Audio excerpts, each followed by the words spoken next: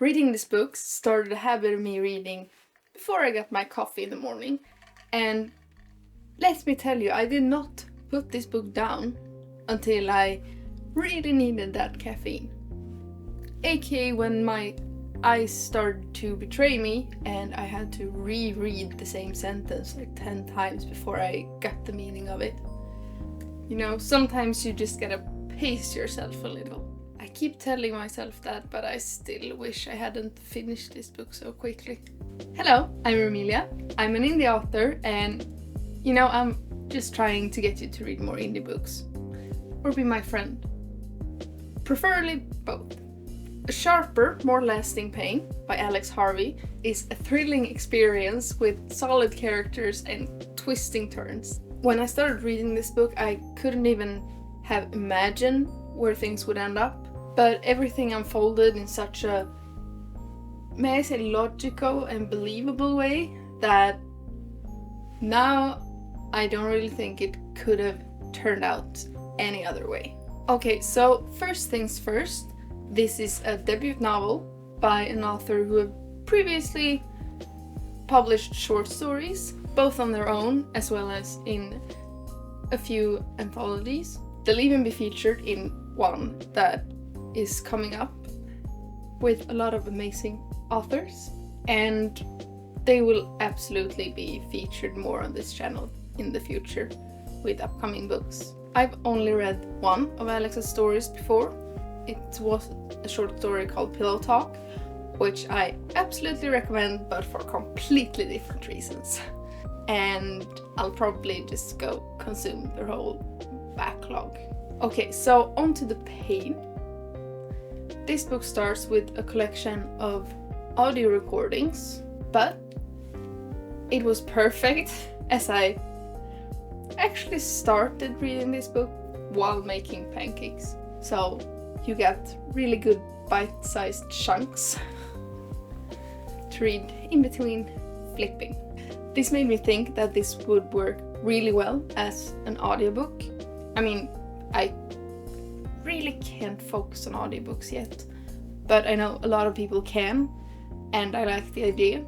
I could probably focus on the audio recordings though, because those had me hooked. After the recordings, it smoothly transitions into Simone's point of view, a student at this magical academy thing, and one of our main characters.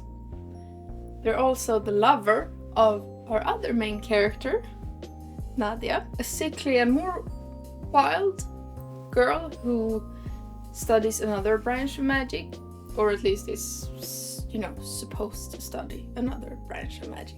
And every other chapter we follow Nadia before her best friend is attacked by a monster. The other chapters we follow Simone while they have to deal with the aftermath of the attack and the odd coincidence that Nadia is nowhere to be found. And this actually gives us the perfect opportunity to see both how Nadia and Simone's relationship started, as well as seeing how Simone have to deal with the aftermath, and we're getting to know these characters separate from each other, but connected to one another. Speaking of the attack, this leads us into our third big character, the star of the show, Etine, maybe, don't come after me for pronunciation. Nadia's best friend and somehow Simone's worst fatal enemy. Not really that bad, but almost. Like, these two absolutely don't get along. He's the one being attacked by the monster.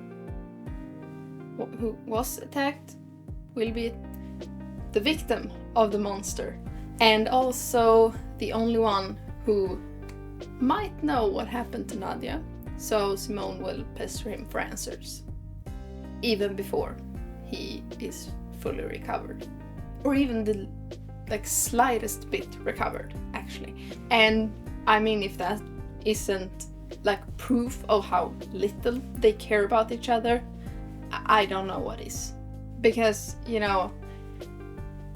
I know you haven't been conscious for a while, and I know you almost died by a monster, but I will pester you about my girlfriend's whereabouts as soon as you show even a hint of being conscious. Not really caring relationship right there. But okay. If I talk any more about this book, I will spoil it for you. So I will stop soon. But I do want to mention one thing that this book also does really well. It's only as long as it needs to be.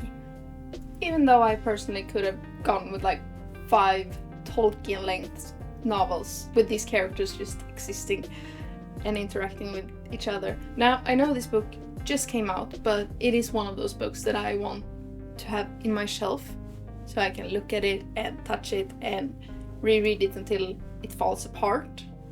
And I, like 2000%, recommend you to read this book if you can. It's absolutely one of my top books for this year, and the year isn't over yet. Thank you so much for watching, have a great adventure, and I hope to see you in the next video. Bye!